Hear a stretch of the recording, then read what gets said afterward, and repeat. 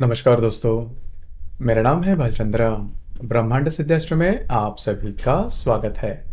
आज के इस वीडियो में हम चर्चा करेंगे कन्या राशि का सितंबर 2022 का संपूर्ण राशिफल। कैसे होंगे ग्रह योग, कैसे होंगे ग्रहों के राशिअंतर और वो आपके राशि पर किस प्रकार से प्रभाव करने वाले हैं। आपके जीवन का ऐसा कौन सा क्षेत्र है जो कि सबसे ज्यादा कंपित होने वाला है, सभी के बारे में चर्चा इस वीडियो में हम करने वाले हैं। जैसे कि आप यहाँ पर देख रहे हो, ये जो कुंडली है वो कन्या लगन की या फिर कन्या राशि की कुंडली है। सबसे पहले हम रवि ग्रह के बारे में देखेंगे। रवि जो ग्रह है, ये रवि ग्रह आपके राशि का व्ययश है और आपके राशि के लिए यह अशुभ ग्रह माना जाता है, जो कि स्वयं की राशि में आपके व्यय भाव में भ्रमण कर रहा है और दिनांक 18 तारीख के बाद यह आप ही के राशि में भ्रमण करेगा। तो पिछले करीबन 10-12 दिनों में आपने ये अनुभव भी किया होगा कि ये जो रवि है व्यय भाव में स्वयं की राशि में जो भ्रमण कर रहा है, वो आपके ट्रैवलिंग काफ़ी ज़्यादा करवा रहा है। आपके ट्रैवलिंग काफ़ी ज़्यादा हो रहे हैं, ट्रैवलिंग से रिलेटेड जो भी बातें हैं वो भी ज़्यादा हो रही हैं और वो सक्सेसफुल भी हो रही है। मतलब जो आप ट्रैवल कर रहे हो, जिस वजह से, जिस हेतु से आप ट्रैवल कर रहे हो, वो जो आपकी वजह है वो पूरी भी हो रही है, लेकिन बहुत ज़्यादा भाग-दौड़ आपकी हो रही है और आपकी जो राशि है उसमें फिजिकल जो मेहनत है वो ज़्यादा देखी नहीं जाती है, तो जल्दी से आप थक जाते हो।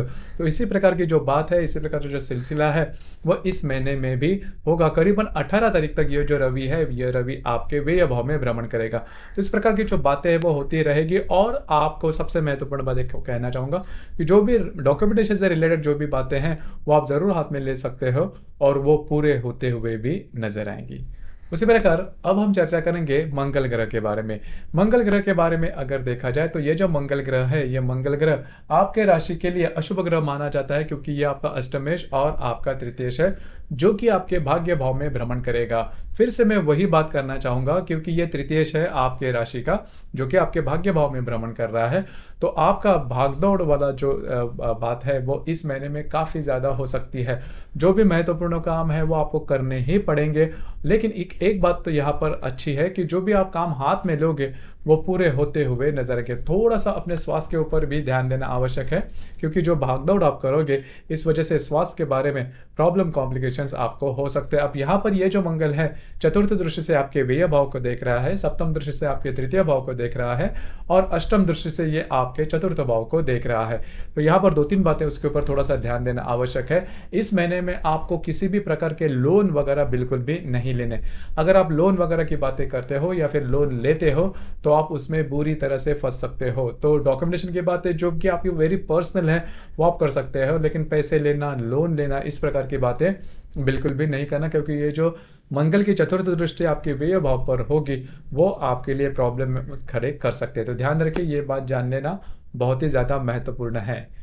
उसी प्रकार अब हम चर्चा करेंगे सबसे महत्वपूर्ण ग्रह आपके राशि का स्वामी, जो कि है बुध। और वो जो बुध है वो आप ही के राशि में भ्रमण कर रहा है, लेकिन वो वक्रीय होने जा रहा है दिनांक 10 तारीख के बाद। इसका पहला जो असर होगा, अब ये जो बुध है वो आपका दशमेश भी है और आपका लग्नेश भी है या फिर आपके राशि का स्वामी भी है।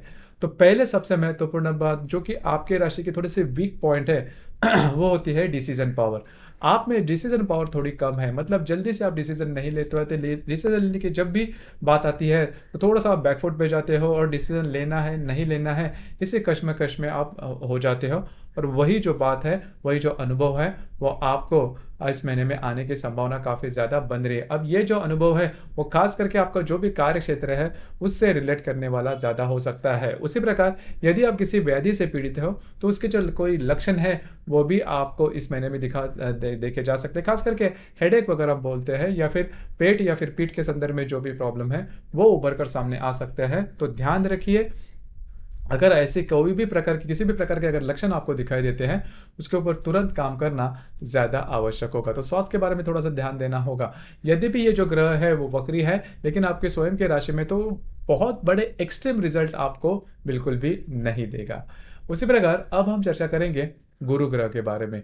गुरु जो ग्रह है वो गुरु ग्रह आपके सप्तम भाव में भ्रमण कर रहा है। तो अगर, और ये जो गुरु है वो आपका चतुर्थेश भी है और सप्तमेश भी है, जो कि आपके सप्तम भाव में भ्रमण कर रहा है। यहाँ पर 2-3 बातें उसके ऊपर थोड़ा सा ध्यान दीजिए। अगर आप विवाहित हो तो आपके जो वैवाहिक जोड़ीदार है उनके साथ छोटी मोटी बातों को लेकर तकरार हो सकती है। हालांकि आपने देखा भी होगा करीबन जून से लेकर आपके जो वैवाहिक जोड़ीदार उनके साथ आपकी जो हारमोनी है वो इतनी नॉर्मल नहीं है। इनके स्वास्थ्य के बारे में, आपके जो वैवाहिक जोड़ीदार हैं उनके स्वास्थ्य के बारे में भी समस्याएं सामने आ रही है, तो बहुत बड़ी नहीं होगी और आपको करीबन अक्टूबर तक रुकना होगा, क्योंकि अक्टूबर तक ये जो गुरु है वो आपके सप्तम भाव में वक्री अवस्था में रहेगा। उसके बाद जैसे ही वो मार्गस्थ होता है तो ये जो सभी बातें हैं वो नॉर्मल हो जाएगी आपके पर्सनल रिलेशनशिप के मामले में या फिर वैवाहिक जोड़ीदार है उनके रिलेशनशिप के मामले में।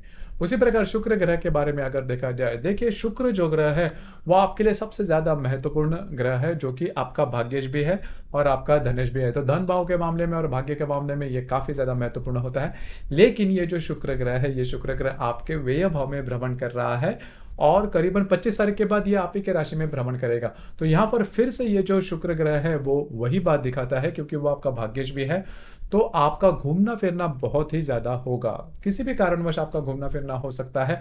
और इसमें एक बात होगी कि आर्थिक व्यय आपका हो जाएगा, अननेसेसरी स्पेंडिंग जिसे हम कहते हैं। वैसे आपकी जो राशि है वो अननेसेसरी स्पेंडिंग बिल्कुल भी नहीं करती, लेकिन इस महीने में परिस्थितियां इस प्रकार से तैयार हो जाएगी जिसकी वजह से आपको जो स्पेंडिंग की बातें हैं, स्पेंडिंग वाली जो बातें हैं वो करनी ही होगी और इसकी वजह से आपका जो मूड है वो नॉर्मल नहीं होगा। तो यहाँ पर मैं एक ही बात करना चाहूंगा कि अगर स्पेंडिंग की बात होती भी है तो आपको बहुत इन डेप्थ सोचना होगा कि आपको स्पेंडिंग खर्चे करने हैं भी या नहीं। अनवांटेड खर्चे बिल्कुल भी नहीं करना। और सबसे इंपॉर्टेंट बात, आपको निर्णय लेना बहुत ही ज्यादा आवश्यक हो किसी भी चीज पर, क्योंकि आपका ये वीक पॉइंट है और ऐसी परिस्थितियां ग्रहों की बन रही है कि अगर आप निर्णय नहीं लेते तो उसमें आप फंस सकते हो। तो ध्यान रखिए और रिस्क वाली बात बिल्कुल भी नहीं करना। पैसे जिसे हम लोन वगैरह लेते हैं, वो कर्जा वगैरह लेते हैं, वो बातें बिल्कुल भी नहीं करना। उसी प्रकार शनि ग्रह के बारे में अगर देखा जाए तो जो शनि ग्रह है वो आपके पंचम भाव में है, स्वयं के राशि में है, लेकिन वो वक्री अवस्था में चल रहा है। अब यहाँ पर इससे कोई बहुत बड़ी प्रॉब्लम आपको नहीं आएगी, सिर्फ दो तीन बातें उसके ऊपर थोड़ा सा ध्यान देना आवश्यक है।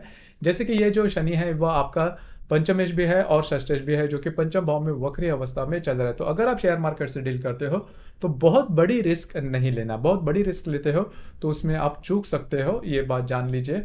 दूसरी इंपॉर्टेंट बात, अगर आप किसी के रिलेशनशिप में हैं तो वहां पर छोटी मोटी बातों को लेकर तकरार हो सकती है। अब ये जो बात है बहुत बड़ी नहीं होगी, क्योंकि जो शनि है वो आपके राशि का मित्र ग्रह भी कहा जाता है। तो मोटे तौर पर अगर देखा जाए तो ये जो संपूर्ण महीना है वो आपके लिए बहुत बड़ा शुभ फलदायी नहीं है, लेकिन छोटी छोटी बातें हैं उसके ऊपर अगर आप ध्यान देते हो तो बड़ी प्रॉब्लम आपको फेस नहीं करनी पड़ेगी। पहले महत्वपूर्ण बात, किसी से कोई कमिटमेंट प्रोमिस बिल्कुल नहीं करना, किसी प्रकार के लोन वगैरह है उसमें बिल्कुल नहीं फंसना।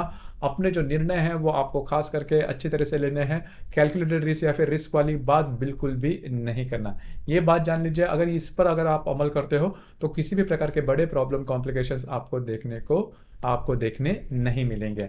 उसी प्रकार इस महीने के अगर जो ग्रह योग है उसके बारे में भी चर्चा करेंगे कि ग्रह योग का जो परिणाम होते हैं वो भी हम अनुभव करते हैं। जैसे कि मंगल और शुक्र का केंद्र योग होने जा रहा है। मंगल जो कि आपके भाग्य भाव में भ्रमण कर रहा है, उसके साथ आपके व्यय भाव का जो शुक्र है वह दृष्टि अधिष्ठित केंद्र योग करने जा रहा है। यह ग्रह योग बहुत महत्वपूर्ण है और इसका जो प्रभाव है वो देखा जाएगा करीबन 15, 16 और 17 तारीख को।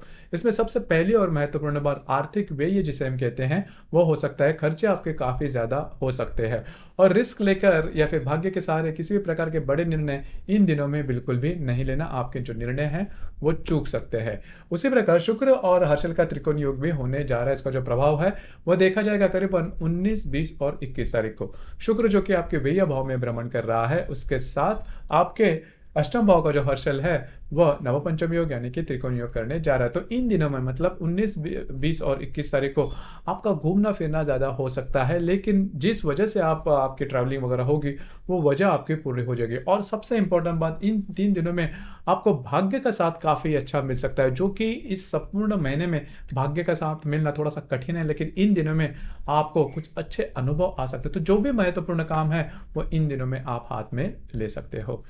उसी प्रकार रवि और बुध की युति होने जा रही है आप ही के राशि में दिनांक 23 तारीख को। इसका जो प्रभाव है वह देखा जाएगा करीबन 22, 23 और 24 तारीख को।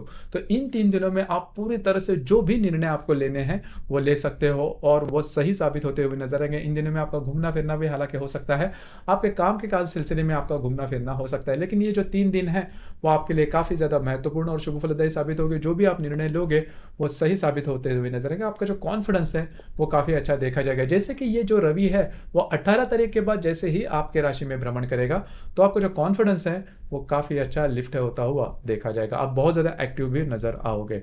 उसी प्रकार मंगल और शनि का नवपंचम योग यानी कि त्रिकोण योग होने जा रहा है। मंगल जो कि आपके भाग्य भाव में भ्रमण कर रहा है, उसी के साथ आपके पंचम भाव का जो शनि है वह नवपंचम योग यानी कि त्रिकोण योग करने जा रहा है। इसका जो प्रभाव है इस योग का वो देखा जाएगा 23, 24 और 25 तारीख को। तो जो भी काम आप हाथ में लोगे वो पूरे होंगे। उसी प्रकार अगर आप शेयर मार्केट से डील करते हो तो इन 3 दिनों के दरमियान आपको कुछ अच्छे लाभ वगैरह मिल सकते हैं। अगर आप किसी के रिलेशनशिप में हैं उनके साथ भी आपकी जो हारमोनी है वो काफ़ी अच्छी देखी जा सकती है। सबसे इंपॉर्टेंट बात, आपको अनएक्सपेक्टेड लाभ वगैरह मिलने की संभावना इन दिनों में काफ़ी अच्छी बन रही है। उसी प्रकार इस महीने की जो पूर्णिमा है वो 10 तारीख को है और जो अमावस है वो 25 तारीख को है। पूर्णिमा और अमावस के दिन होता क्या है कि रवि चंद्र का जो आकर्षण होता है पृथ्वी के प्रति वो काफ़ी ज़्यादा देखा जाता है। इस वजह से हम बहुत ज़्यादा इमोशनल हो जाते हैं और इमोशंस में लिए गए निर्णय चूकने की संभावना काफ़ी ज़्यादा बनती है। तो इसी वजह से इन दिनों में किसी भी प्रकार के महत्वपूर्ण निर्णय बिल्कुल भी नहीं लेना। और सबसे इंपॉर्टेंट बात, ये जो अमावस होने जा रही है 25 तारीख को, वो आप ही के राशि में होने जा रही है। और वैसे भी देखा जाए तो आपने अभी तक आपने देखा होगा कि जो महीना है वो आपके लिए जितना अच्छा नहीं है। तो जो अमावस है वो भी आप ही के राशि में होना चाहिए। तो आपको जो प्रेशर है, स्ट्रेस है, टेंशन है वो आप पर ज्यादा रहेगा, खास करके अमावस के दिन। अमावस जो कि 25 तारीख को है, लेकिन इसका जो प्रभाव होगा वो 24, 25 और 26 इन 3 दिनों में ज्यादा देखा जाएगा। तो खुद पर नियंत्रण रखिए, किसी भी प्रकार के बड़े निर्णय नहीं लेना, आउट ऑफ द वे जाके कोई भी काम बिल्कुल भी नहीं करना। तो दोस्तों ये था कन्या राशि का सितंबर 2022 का संपूर्ण राशिफल। आपको ये राशिफल कैसे लगा, आपने किस प्रकार से अनुभव किया, नीचे कमेंट बॉक्स में जरूर कमेंट करना। और अपना जो चैनल है ब्रह्मांड सिद्धि एस्ट्रो, इसे भी लाइक, शेयर और सब्सक्राइब जरूर करना। धन्यवाद।